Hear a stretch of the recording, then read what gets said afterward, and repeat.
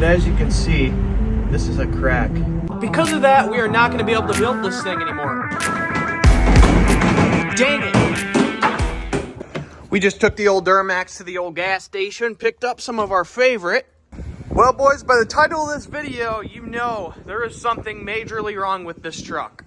And no, it's not the hail damage on the hood or the fenders. It's not the fact that the bed's rusty or the cab corners and rockers are gone. Oh, the moment I didn't want to come, but it has. The old cat eye here has had some catastrophic damage that I didn't know about. Man, I'm just sitting here thinking about all the money that's going down the drain as I make this video. Not gonna lie, it's kind of hard to sit back here and talk about it. I had some major plans for this thing. I wanted to fully redo it, but what I found the other night is not gonna allow me to do that.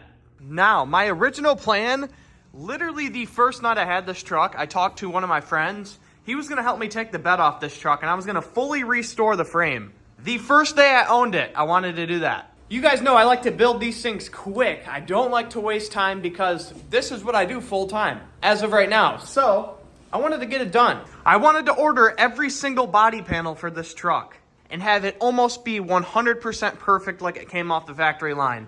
Until I got on my creeper here to switch the taillights out and I noticed something under the truck. You know, I do my due diligence, look around while I'm switching the taillight out, and I noticed something. All right, so like I said, those are just hammer marks because I was pounding at it. So we go under here. So I peeled back some metal, but as you can see, this is a crack, and it looks like it goes up to like here. Like I can't even bend it back with my finger. I'm pretty sure that hole right here comes all the way down to here. But I can fit my finger in between the two pieces of metal. It's weird. It looks like it's smushed down because it bubbles out right there. Same thing on the other side. It like bubbles out. But this side I don't see a crack. I didn't mess, maybe that's a crack. I didn't mess with it. But as you can see, there's a gap in between. There was a 6-inch crack in the frame of the truck. So as you can see, the outside of the frame is solid. Every single spot, I took a hammer to the whole outside of it when I bought it and it's perfect. But it's only the inside that you notice the damage. And like I said, it's almost like it's sandwiched together, but wouldn't that mean the outside would be sandwiched too? Very weird to me. My initial response was, it's not that big of a deal, we can still build it. My intentions with this truck was to make it almost 100% perfect. And if I didn't repair the frame, that essentially could be putting my life at risk. Or somebody else's if I were to go to sell it. Now I will admit, I am not perfect. I have sold some stuff half-assed before. Like the last truck, the roof was not fully wrapped. We all know that. But I cannot sell something that is going to put somebody's life in danger. Or my own. Or my girlfriend if she were to go to drive this thing. Now later that night after I found the crack in the frame, I decided to text the people that I knew that were the most mechanically inclined, sending them videos of the frame and pictures. And I'm like, hey man, how bad really is this? They later then responded and said, it's not that bad. They actually sell portions of the frame that you can repair. Well, let me tell you, I don't trust myself doing that. Nor did I find the right exact piece that's broken on the frame. So for the last 2 weeks, I sat and just thought about what I'm gonna do.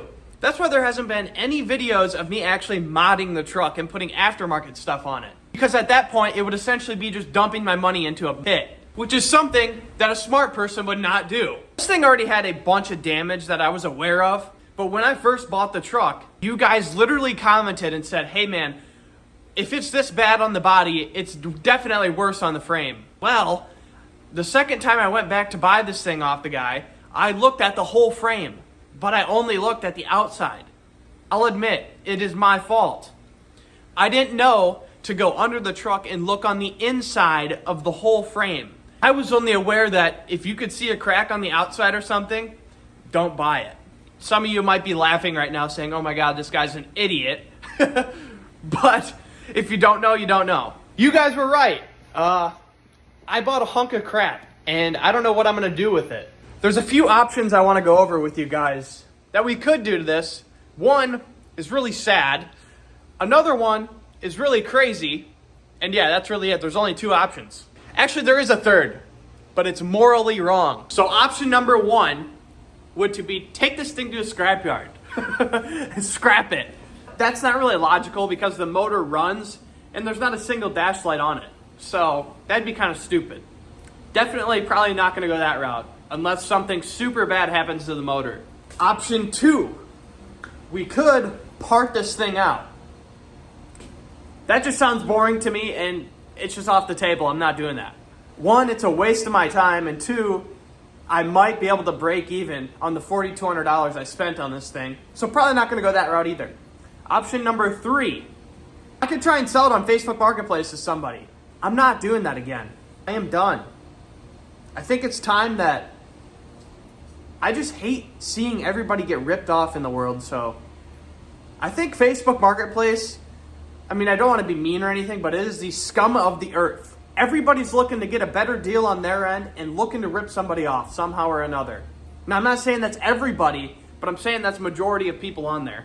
And let me dive in a little deeper on this topic. You know that I'm not just talking up a storm. I have been buying and selling on Facebook Marketplace for the last 2 years now for my full-time job. I have sold over probably 2,000 couches on Facebook Marketplace. I have over 500 reviews.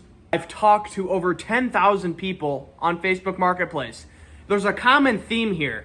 Somebody wants the lowest price they can get, aka they want to rip the seller off, or somebody selling the couch, when I would go to buy them, they rip you off. There's something broken on it that they don't tell you about, but they knew. It's just a bad situation to be in. So I'm not just saying this to say it. I've actually experienced it hundreds of times. Honestly, I just don't want to do it. And the only thing that this thing would bring me by selling it is more negativity. If I were to put there's frame damage in the description, I might be able to get $2,000 out of this thing. Now there's a fourth option. The fourth option is probably what I'm going to end up doing. We're going to destroy the shit out of this thing. We are going to make this thing the most clapped out piece of shit ever. I can do some insane videos.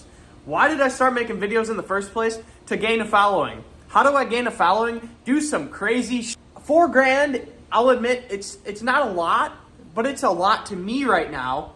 It's the biggest risk I've taken yet to do this content thing full time. I could risk that $4,000 in hopes to get a couple views from doing some crazy stuff with this thing. I got at least one super crazy idea I could do with it that nobody's done before. Now, there is one pitfall to this idea that I haven't sorted out yet, and it's a big deal. If I go to destroy this thing, I don't have any land to do it on. I would quite literally have to go out to a level B road in Mexico and do some crazy stuff. I don't really want to do that, but if I have to, I have to. But if one of you guys is in Iowa, reach out to me if you're willing, and we'll work something out, because, like I said, I don't have anywhere to do this stuff at.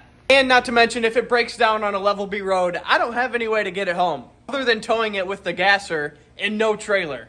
You might be able to tell, we're just trying to get by with what we got. One thing I can guarantee you guys I'm going to be doing, if I end up doing that fourth option, that exhaust is coming off. We are cutting it off right at the downpipe. I cannot be doing some crazy video and have this thing be quiet. That's just boring. I really want to hear what you guys have to say about this. So down in the comments, please comment what you think I should do, because you guys actually help me out more than you think. I've actually been taught more stuff by you guys than I ever thought I would. So thank you guys for that. I appreciate it. I realize you guys also want longer videos. I just struggle to do stuff and keep the videos longer. So if you guys have any ideas for me to make videos about this truck, let me know. I literally see every single comment. I have it pop up as my notifications. That's going to be it for today's video. Thank you guys, and have a good night.